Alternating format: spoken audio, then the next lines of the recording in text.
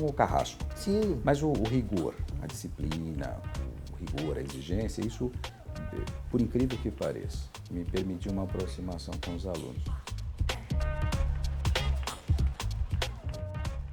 Hoje nós temos a alegria de falar com James Alberto Ciano, desembargador do Tribunal de Justiça do Estado de São Paulo. Desembargador James Ciano, o senhor é um daqueles magistrados que defendem que uma criança, por exemplo, de 8 anos, pode ser chamada pelo judiciário para prestar esclarecimentos? Isso é uma questão muito delicada. É delicada, né? Delicadíssima. Eu penso que é possível, é útil, é até necessário em algumas hipóteses. Acho. Em algumas hipóteses. Sim. Hipótese de exceção. Tá. Eu, pessoalmente, sempre que possível, enquanto judicava em primeiro grau, Sim. eu fazia questão de nunca trazer crianças para serem ouvidas em juízo, até para não expô-las. Sim. Entretanto, em uma situação que me marcou muito na carreira, não sei se posso contar. Sim, deve. Eu Devo ia contar. perguntar até aquele setor. Me marcou muito na carreira um caso em um sítio, Sim. onde um casal recebeu uma pessoa na sua casa, que trabalhou por alguns dias na sua casa. Posteriormente, esta pessoa, não se sabe por que razão, praticou um roubo nesta... é uma moradia de sítio. Sim. Ele roubou as pessoas que o receberam, o marido e a mulher, e não só praticou o roubo, a subtração dos seus objetos, como ainda os matou. Nossa. Praticou homicídio. Então ele matou o casal, o marido, a mulher, deu um tiro numa criança que estava no colo, e uma pequena criança de 5 anos de idade, ele correu atrás dessa criança que estava solta, ela fugiu, ele alcançou, pegou um tambor de gás, um pequeno tambor de gás, bateu nesta criança e a jogou no meio do mato. Supondo que essa criança estivesse morta, abandonou e foi embora. Sim. Dias depois, o casal foi encontrado morto, um dos filhos morto, e esta criança havia sobrevivido. Bom, não tinha como. De uma maneira assim, surpreendente, sobreviveu. Questionaram a respeito do fato e ela indicou quem tinha sido o autor. Esse é um caso que ela precisaria, de qualquer maneira, contribuir, né? Percebe? Esta criança eu fiz questão de trazê-la, até para não cometer injustiça, fiz questão de trazê-la a juízo. Quando a criança entrou na minha sala, ela ficou apavorada e entrou embaixo da mesa, inclusive. Nossa. Agora, esta criança, eu com muito jeito fui perguntando, tirei a pessoa da sala. Que idade, você lembra? 5 anos. 5 anos. Na época tinha 5 anos de idade. Muito criança. Que pecado, né? Passar por isso. Imagine o trauma. É. Então ela já havia passado por um trauma gravíssimo e passou por um segundo trauma que foi exatamente o fato. Intervindo que depois... E falar novamente sobre o assunto, né? Que não deve ser fácil, né? Nada fácil. Mas graças a esta criança... Conseguiu-se atingir a pessoa que depois confessou... Chegar à verdade, né? Foi processado, foi condenado criminalmente por triplo latrocínio, foi condenado a uma pena de 52 anos de reclusão. Eu posso fazer uma pergunta? Pode. E por que ele matou? Para subtrair um relógio e... Quer dizer, para subtrair mesmo? Subtrair. O objetivo não foi vingança, não foi nada? Eu acredito que o evento morte tenha ocorrido para ocultar. Sim. Para ocultar o fato. Para não deixar prova. Uma pessoa depois. certamente desequilibrada e para se apropriar dos valores, com o relógio, com a pequena quantia em dinheiro, ele, evidentemente, ele quis ocultar o fato e tentou matar todas as pessoas presentes. Quer dizer, se justifica, então, em alguns momentos, né, em algumas situações é necessário e pronto, não adianta. Absolutamente excepcional. Excepcional, claro. Em crimes onde não é possível... De outra forma. De outra forma, infelizmente, nós temos que nos socorrer desses meios. Né? Bom, hoje aqui com o senhor eu vou falar de vários assuntos. Nós vamos assim, disposição. todos os possíveis.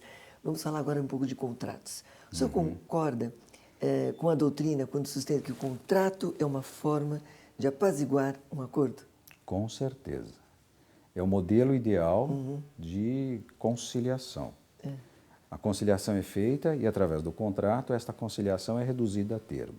Até porque a memória nos trai. E o contrato não permite... Registra, né? contrato permite que nós registremos todas as cláusulas que a memória, ao longo do tempo, certamente esquecerá. Né? O senhor é professor, né? Aliás, um querido professor que eu já sei assim, de longa data. E eu sei que todos os professores falam, né? Verba volant, né? Então é melhor escrever, né? Com certeza. O desembargador James, um contrato bem escrito e bem abrangente, cuidadoso e precavido. O senhor acha que resolve o problema do casamento? O casamento é um negócio jurídico dos mais problemáticos. Então, o contrato resolve? Então, o contrato ajuda. O contrato ajuda. Na verdade, o contrato ele elabora cláusulas frias, normalmente imparciais, normalmente conscientes, e aí, a partir daí, o que vai desenrolar, aí só o tempo é capaz de responder. Né? Nós temos alguns exemplos aí, né? Vários. Por isso, vários, né? Vários. Mas, enfim.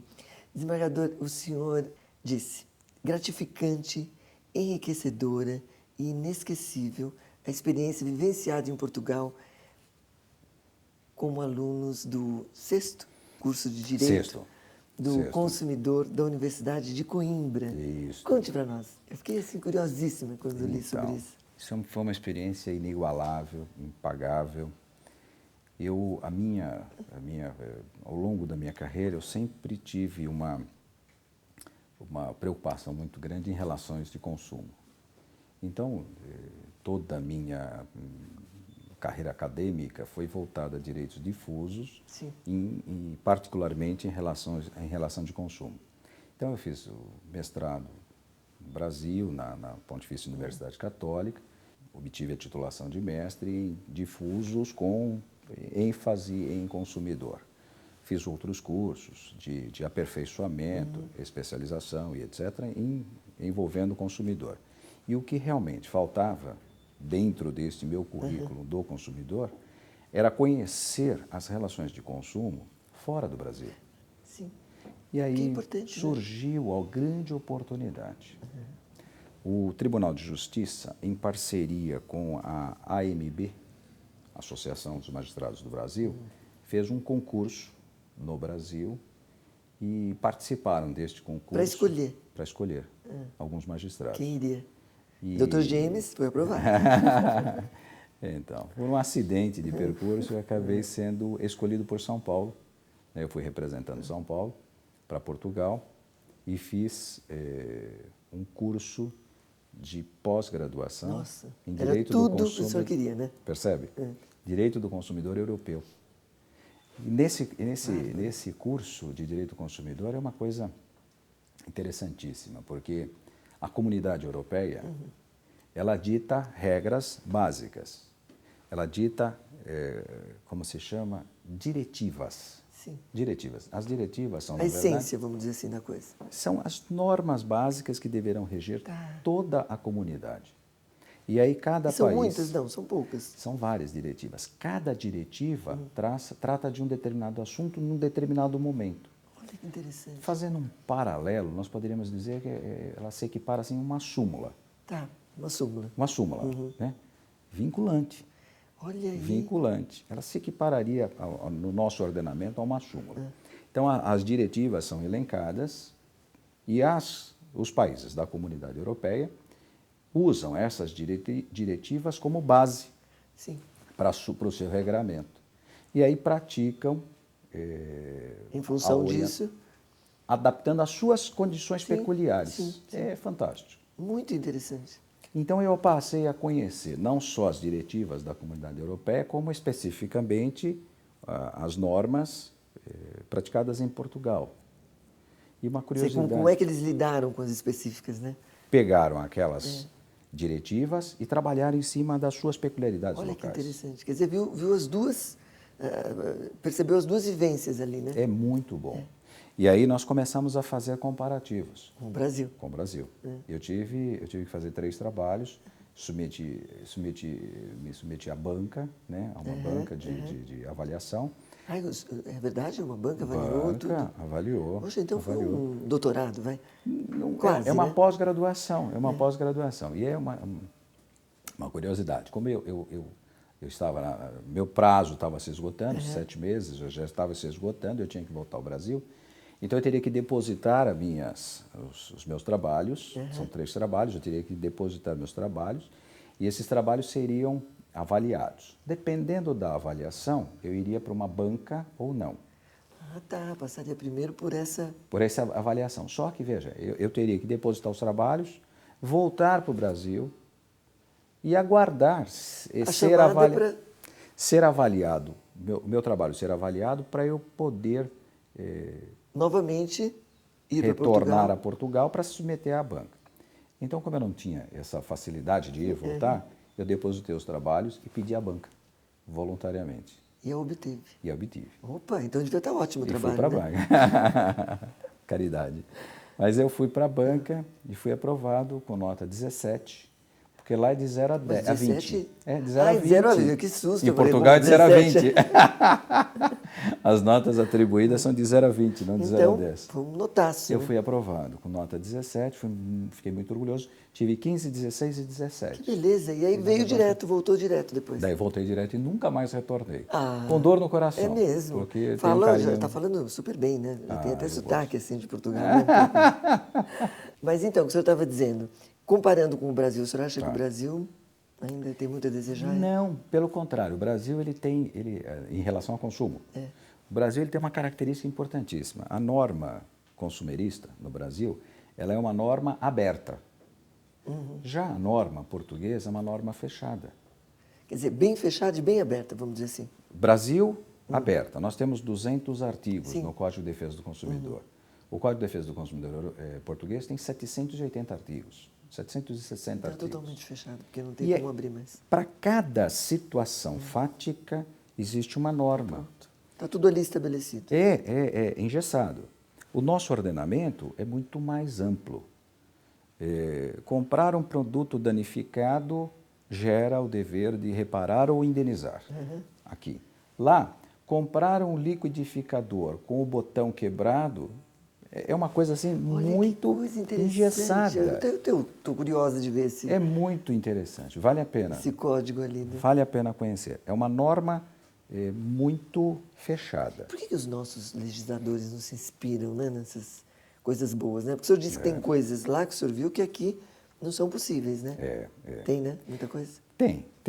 Mas é que, veja, a inspiração portuguesa, baseado nas diretivas, é baseado em outros países, Alemanha, né, França. Então, mas é um consumidor, digamos, como um todo, né? Sim. Isso seria interessante para o Brasil também. O que o Brasil poderia fazer é pegar essas diretivas e trabalhar em cima dessas diretivas. Como Portugal fez e como outros fizeram.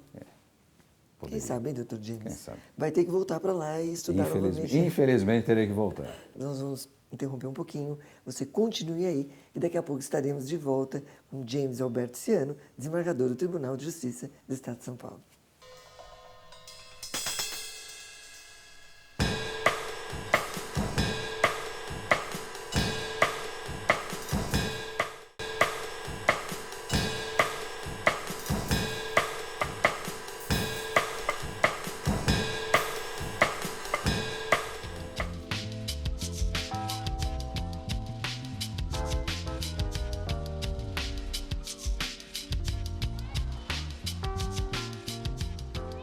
Eu acho que é fazer com muito amor aquilo que se gosta de fazer. Eu aprendi há uns 12 anos atrás a entrar numa sala de aula e tentar me aproximar ao máximo dos alunos. Desembargador James Ciano, o senhor confessou que nasceu com o desejo de se tornar juiz. Conte para nós como é nascer com o sonho de vestir a toga de magistrado. Até que nós conheçamos a magistratura, ela é um alvo inatingível, intocável. Até que nós passemos a conhecer um pouco mais. Tenhamos acesso, né? E como é que eu conheci o Poder Judiciário, né? Eu trabalhei no Tribunal de Justiça, ingressei no Tribunal de Justiça, não como magistrado, ingressei como funcionário escrevente. Mas era estudante de Direito. Estudante de Direito. E aí passei a admirar a magistratura, a respeitar a magistratura e ter uma vontade muito grande de um dia me tornar juiz. Até porque uma era inatingível, né? Dava mais vontade ainda, né? Cresce. Cresce. Aquilo que, num primeiro momento, era intocável e inatingível, passou a ser Palpável. palpável. E aí eu comecei a admirar, comecei a olhar com outros olhos a magistratura. Comecei a trabalhar com vários juízes, comecei a conviver com juízes. E gostou, né? E mais do que isso, eu vi que eram pessoas normais. Ah, sim. Porque é fundamental, né? Fundamental. Eram pessoas reais, pessoas Essa que... foi boa. Pessoas reais, telespectadores que estão. E isso fez com que o meu desejo, minha motivação maior, tomasse um outro rumo. E aí comecei a me dedicar. Durante 4 anos me dediquei profundamente, saí do Tribunal de Justiça, fui advogar, advoguei durante 3 anos. Advogou, então. Advoguei durante 3 anos. Na área Civil. do consumidor? Civil. Não, Civil, não, civil. civil em geral, civil em geral. E isso fez com que eu conhecesse melhor, inclusive o lado de fora do balcão. Porque isso é uma situação que nós, hoje, nós juízes, temos que conhecer também. Com toda certeza. O lado interno, Sim. o lado externo, né? Para poder, na posição de juiz, conhecer e respeitar as pessoas pelo que elas estão fazendo. E compreendê-las, né, também. Respeitá-los como profissionais. Sim. Se, por vezes, extrapolam um pouco os seus limites,